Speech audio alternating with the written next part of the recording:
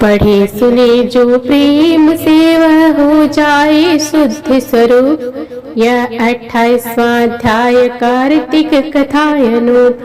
प्रिय भक्तजनों, आप सभी का स्वागत है आज की वीडियो में। आज की वीडियो में हम सुनाएंगे कार्तिक मास महात्म्य का 28वां अध्याय।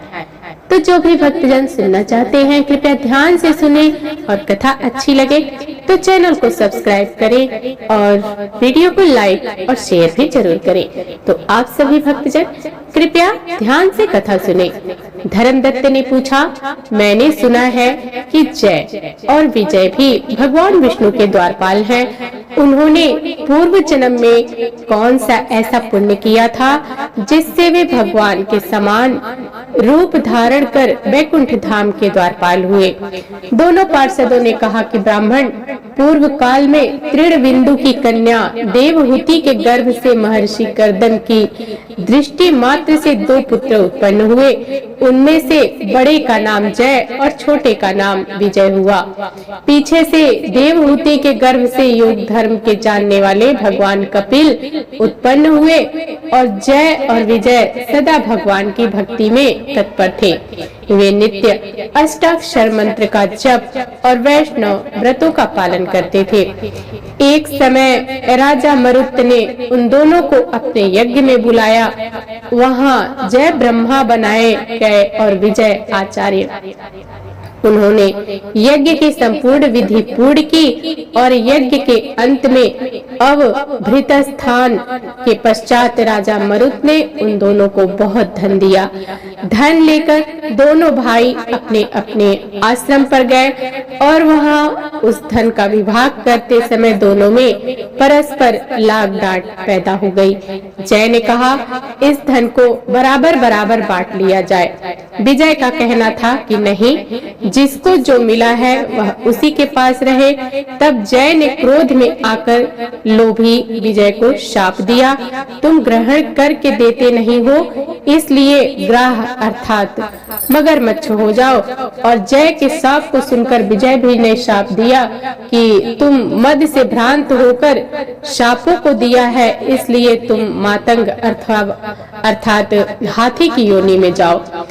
तत्पश्चात उन्होंने भगवान से शाप निवृत्ति के लिए प्रार्थना की। श्री भगवान ने कहा कि तुम मेरे भक्त हो, तुम्हारा वचन कभी असत्य नहीं होगा। तुम दोनों अपने ही दिए हुए इन शापों को भोग कर फिर से मेरे धाम को प्राप्त करोगे। ऐसा कहकर भगवान विष्णु अंतर ध्यान हो गए और तदंतर वे दोनों गंडक नदी के तट पर ग्राह और गज हो गए। उस योनि में भी उन्हें पूर्व जन्म का स्मरण बना रहा और वे भगवान विष्णु के व्रत में तत्पर रहे। किसी समय वह गजराज कार्तिक मास में स्नान के लिए गंड नदी गया तो उस समय ग्राह ने शाप के हेतु को स्मरण करते हुए उस गज को पकड़ लिया और ग्राह से पकड़े जाने पर गजराज ने भगवान रामनाथ का स्मरण किया। तभी भगवान विष्णु शंख चक्र और गदा धारण किए वहां प्रकट हो गए और उन्होंने चक्र चलाकर ग्राह और गजराज का उद्धार किया और उन्हें अपने ही जैसा रूप देकर वैकुंठ धाम को ले गए। तब से वह स्थान हरि क्षेत्र के नाम से प्रसिद्ध है और वे ही दोनों विश्व विख्यात जय और विजय हैं जो भगवान विष्णु के द्वारपाल हुए हैं। धर्मदत्त, तुम भी ईर्ष्या और देश त्याग कर सदैव भगवान विष्णु के व्रत में स्थिर रहो और समदर्शी बनो। कार्तिक माघ और वैशाख के महीने में सदैव प्रातः काल स्नान करो और एकादशी के व्रत का पालन में स्थिर रहो और तुलसी के बगीचे की रक्षा करते रहो। ऐसा करने से तुम भी शरीर का अंत होने पर भगवान विष्णु की परम पद को प्राप्त करोगे। भगवान विष्णु को संतुष्ट करने वाले तुम्हारे इस व्रत से बढ़कर न यज्ञ है, न दान है, न तीर्थ ही है।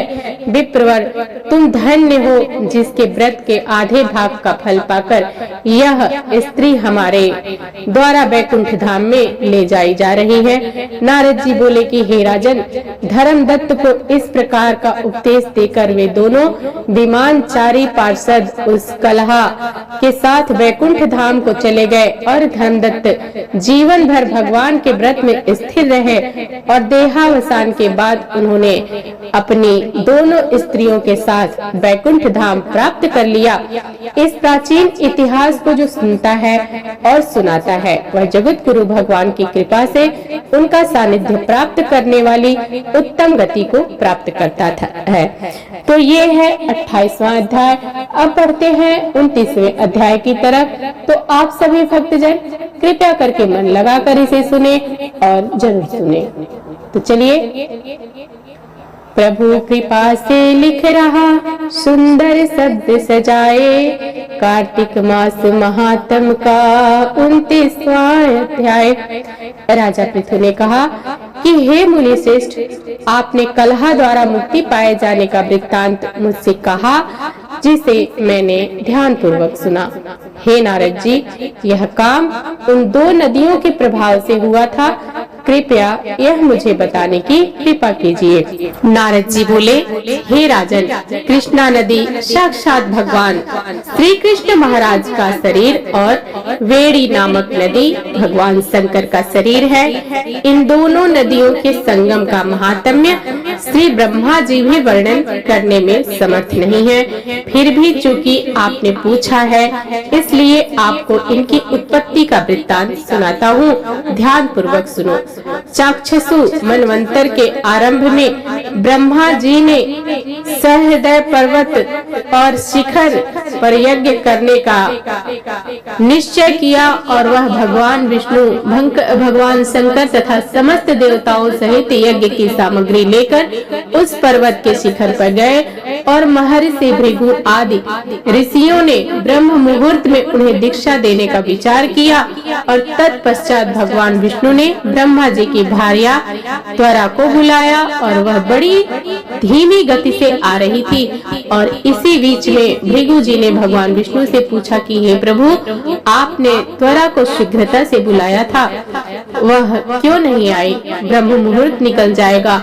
इस पर भगवान विष्णु बोले कि यदि त्वरा यथा समय यहाँ नहीं आती है तो आप गायत्री को ही स्त्री मानकर दीक्षा विधान कर दीजिएगा। क्या गायत्री पुण्य कर्म में ब्रह्मा की स्त्री नहीं हो सकती? नारद जी ने कहा कि हे राजन, भगवान विष्णु की इस बात का समर्थन भगवान शंकर जी ने भी किया। यह बात सुनकर भृगु जी ने गायत्री को ही ब्रह्मा की के दाईं ओर बिठाकर दीक्षा विधान आरंभ कर दिया। जिस समय ऋषि मंडल गायत्री को दीक्षा देने लगा, उसी समय त्वरा भी यज्ञ मंडल में आ पहुंची। ब्रह्मा के दाईं ओर गायत्री को बैठा देखकर स्त्रिया से कुपित होकर त्वरा बोली कि जहाँ अपूज्यों की पूजा और पूज्यों की अप्रतिष्ठा होती हो, वहाँ पर दुर्भिक्ष यानी मृत्यु तथा भय तीनों अवश्य हुआ करते हैं। यह गायत्री ब्रह्मा जी की दाईं ओर मेरे स्थान पर विराजमान है, इसलिए यह अदृश्य बहने वाली नदी होगी। और आप सभी देवताओं ने बिना विचारे इसे मेरे स्थान पर बिठाया है, इसलिए आप सभी जड़ रूप नदियां होंगे। नारद जी राजा पृथु से बोले कि हे राजन, इस प्रकार त्वरा के शाप को सुनकर गायत्री क्रोध से आग बबूला होकर अपने होठ चबाने लगी और देवताओं के मना करने पर भी उसने उठकर त्वरा को शाप दे दिया। गायत्री बोली कि त्वरा, जिस प्रकार ब्रह्मा जी तुम्हारे पति हैं, उसी प्रकार मेरे भी पति हैं। तुमने व्यर्थ ही शाप दे दिया है, इसलिए तुम भी नदी हो जाओ। तब देवताओं में खलबली मची और सभी देवता त्वरा को साष्टांग प्रणाम करके बोले कि हे देवी, तुमने ब्रह्मा आदि समस्त देवताओं को जो शाप दिया है वह उचित नहीं है, क्योंकि यदि हम सब जड़ रूपी नदियां हो जाएंगे तो फिर निश्चय ही यह तीनों लोक नहीं बच पाएंगे। क्योंकि यह शाप तुमने बिना विचार कर दिया है, इसलिए यह शाप तुम वापस ले लो। त्वरा बोली कि हे देवगण, आपके द्वारा यज्ञ के आरंभ में गणेश पूजन न किया जाने के कारण ही यह विघ्न उत्पन्न हुआ है।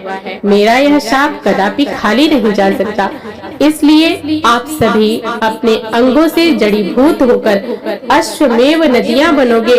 हम दोनों सौतने भी अपने अपने वंशों पश्चिम में बहने वाली नदियां बनेंगी। नारद जी राजा पृथु से बोले कि हे राजन, त्वरा के यह वचन सुनकर भगवान विष्णु, शंकर आदि सभी देवता अपने अपने अंशों से नदियां बन गए और भगवान विष्णु के अंश से कृष्णा, भगवान शंकर के अंश से वेणी तथा ब्रह्मा जी के अंश से कुदमवती नामक नदियां उत्पन्न हो गई और समस्त देवताओं ने अपने अपने अंशों को जड़ बनाकर और वही सहर्य पर्वत पर फेंक दिया। फिर उन लोगों के अंश पृथक पृथक नदियों के रूप में बहने लगे और देवताओं के अंश से सहस्त्रों की संख्या में पश्चिम की ओर बहने वाली नदियां उत्पन्न हो गई और गायत्री और त्वरा दोनों पश्चिम की ओर बहने लगी और नदियां होकर एक साथ बहने लगी। उन दोनों का नाम सावित्री पड़ा और ब्रह्मा जी ने यज्ञ स्थान पर विष्णु तथा भगवान शंकर की स्थापना की। दोनों देवता महाबल तथा अति बल के नाम से प्रसिद्ध हुए। हे राजन, कृष्णा और वेणी नदी की उत्पत्ति का यह वर्णन जो भी मनुष्य सुनेगा या सुनाएगा उसे नदियों के दर्शन और स्नान का फल प्राप्त होगा। तो ये थी 29वें अध्याय की कथा। आप सभी को कैसी लगी कमेंट बॉक्स में जरूर बताइएगा और हमारे चैनल को सब्सक्राइब, वीडियो को लाइक और शेयर करना ना भूलिएगा और कमेंट बॉक्स में जय श्री हरि विष्णु की अवश्य लिखिएगा। मिलते हैं अगली वीडियो में, तब तक के लिए बहुत बहुत धन्यवाद।